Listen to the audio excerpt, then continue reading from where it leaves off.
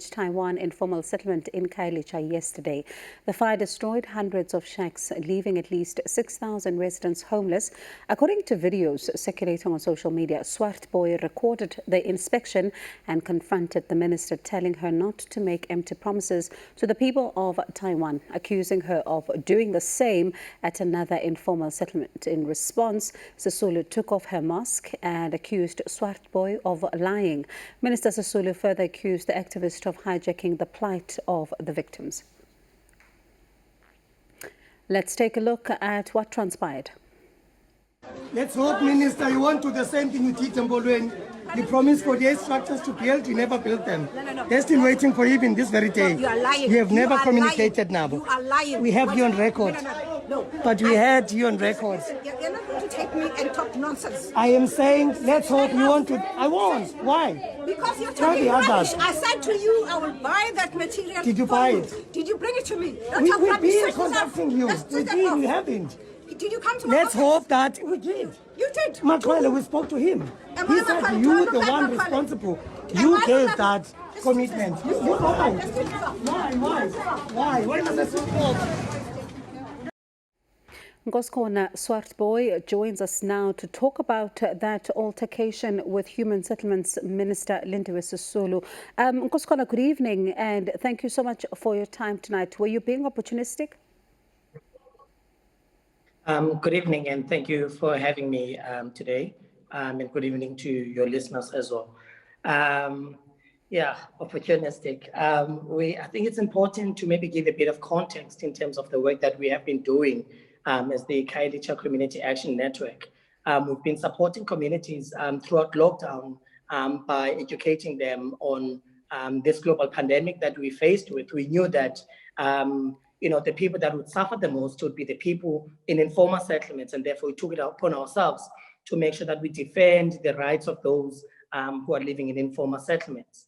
And I think what has happened here with me taking the video is that there's a minister that has made commitments to a community that we once worked with, a community called Bolweni.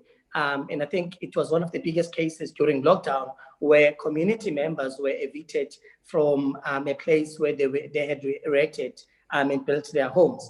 But this is not different from what has been politicians have been doing. That whenever there's a disaster, we see politicians going into communities and making big promises that they never fulfill. This video was about accountability because we are tired. I am tired. People are tired of empty promises that are being given to them by ministers, MSCs, and councillors whenever there's a disaster. And the approach that the minister has used towards me tells how ministers engage with ordinary South Africans on day-to-day when they are being held to account. And instead of engaging on a very substantive question and a point I was making to her around a commitment that she has made as a minister on record. And by the way, we have the record of what she said, and we've circulated that video as well, of the 17th of April, where she committed to rebuild all the 49 structures that were demolished by the City of Cape Town's anti-land invasion. And this is not only an issue that I think national government should engage. If you can just pause there for 2 seconds for us, I'd like us to listen to that video of the promises that were then made, and then we can pick up this discussion in just a moment.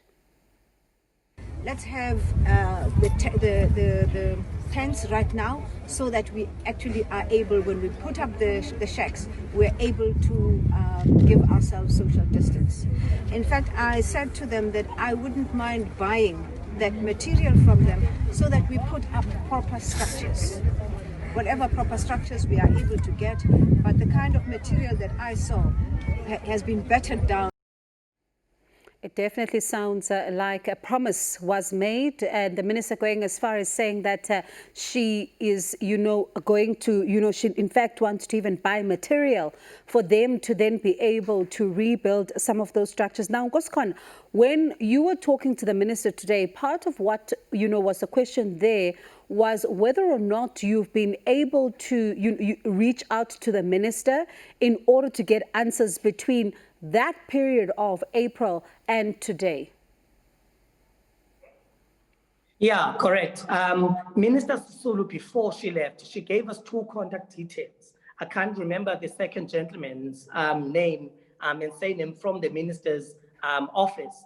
But he also gave us Khumani Makhwele's contact details that we must get in touch with him. And in fact, we did reach out to Makhwele, and the response we got from him was that the minister has not given any response in terms of what must happen going forward. And we asked and said, the minister with the department had made a commitment to the community, and therefore they must fulfill the commitment they made, because those people there are still in need of building material. And when you then look at, of course, what was happening today, now with the victims of Taiwan, now with Masphumelele, and certainly other informal settlements that are then finding themselves in a position where they are really in desperate need, either, a fire destroyed their homes and all of that. Do you, as you alluded to this earlier on, do you have confidence that some of those officials that have been coming there, other than this particular minister, as you have said, are going to then be able to assist, and the role also of the city of Cape Town as well in this?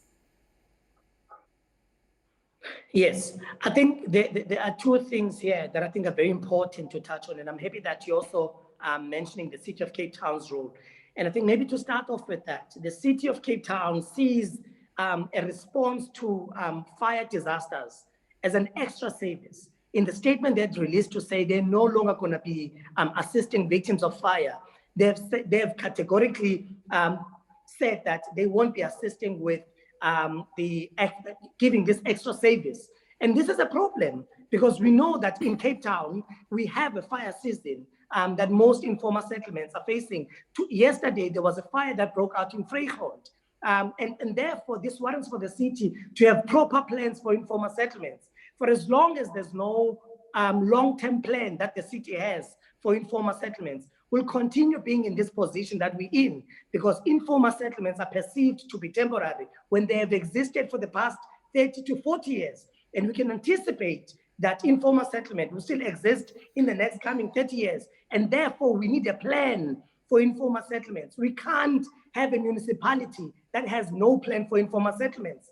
This is a recipe for disaster. We will always be reactive as a municipality or as the city. And therefore, we need a plan in place with budgets, so that whenever there's a fire in place, we know that there's a budget allocated to respond to that, and not always having to check what's available when a fire breaks out from time to time. This calls for a city to have a more coordinated approach in assisting informal settlements to be upgraded. Taiwan has existed for more than 30 years, and the upgrading process has been a pipeline for so many years. Taiwan should have been upgraded, and if the upgrading had taken place, we wouldn't be where we are today.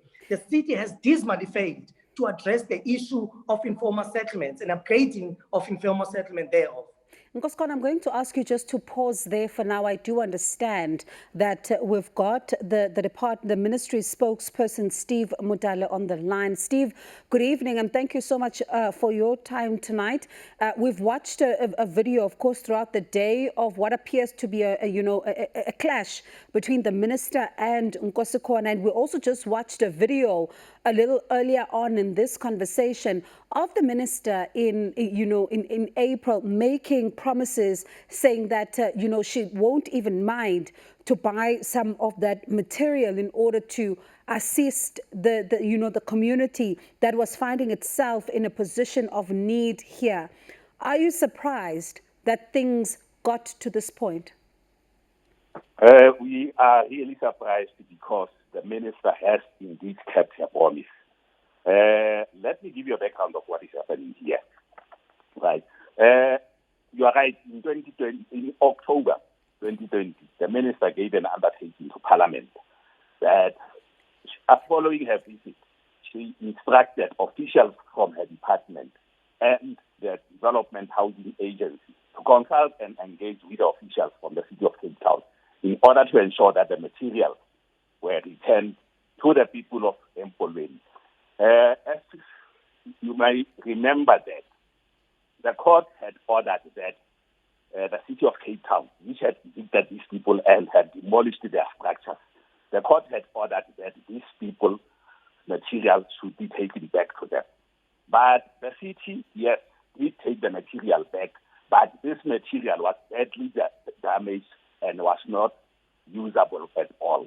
Now, the Housing Development Agency, which is an entity of human settlement, engaged the city of Cape Town and urged them to provide residents of Empolweni with building kits, which the Housing Development Agency itself had available for distribution. So are you saying Nkosikhona is lying? The city refused, right?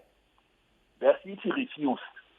So this is a problem emanating from the city of Cape Town itself. Now, so are you saying Nkosikhona is lying, Steve? Pardon me, we don't have a lot of time, but are you saying that Nkosikhona is lying? The problem with the gentleman you are referring to, the Minister and Human Settlements has been engaging community leaders in Empolweni. This man is not part of that leadership. He attended the minister's meeting in Taiwan, where the minister was engaging a community in distress. He attended that meeting with the sole aim of embarrassing the minister and of scoring cheap political points. That cannot be tolerated. I need him to respond to that. Nkosikhona, were you trying to score cheap political points? Are you not part of that leadership that the minister's been meeting with? The leadership that the minister has been engaging with is the same leadership that approached us in November to remind us that there was a commitment that the minister had made and wanted us to assist them in trying to follow up with that. I'll tell you for a fact, and as far as I know, sitting here, that the minister hasn't engaged the leaders, in as far as I know, because the leaders were claiming and coming to us and saying, could you kindly assist us? Because we know the minister had given you contact details of the people that we should get in touch with. And nothing had materialized with that. And if Steve, materials were blocked by the city, the mandate that Lindiwe Sisulu, as the minister, was giving was not a mandate of the Human Settlements Department. She made a commitment herself to say, I will buy them myself. There's no city that could stop you from donating zinc materials and materials for people to rebuild their homes. I need to come in there. If the city blocked her, why didn't she report it to the police? I need to come in there, Nkosikhona. Steve, are you prepared to engage with Nkosikhona and those other leaders that are looking to find a solution here? You see, we will, on a continuous basis, like we are doing in Taiwan, like we are doing in Masiphumelele, engage relevant community leaders. Like I indicated, your guest there is not a community leader in Empolweni. And as on another note to you, Steve, the minister took off her mask as she was, talking to Nkosikhona before grabbing his phone and all of that. Should your minister not be fined for taking off her mask in public? Because that's not exemplary. No. That was a different situation altogether. It's not a different situation. I'll tell you why. The president said that you will be fined if you're not wearing a mask in public. And the Minister Sisulu took off her mask in public. Should she not be fined for that? Well, she will engage with the relevant authority appropriately at an appropriate time regarding that. But was that a correct decision on her part? Well, it was a misjudgment, but then it was on a spur of a moment. Remember, Minister Sisulu went to Taiwan, and she was overwhelmed by the disaster that she saw there, right? And she saw women crying, women with babies crying, who were without shelter. Now, your guest there ambushed the minister at her moment of weakness, which is despicable. All right. Thank you so much to you both for your time. I certainly do hope that at some point you'll be able to reach common ground. That's Nkosikhona Swartbooi, who is with Khayelitsha and Social Justice Coalition, as well as Steve Motale, who's a Human Settlements, Water and Sanitation Ministries spokesperson.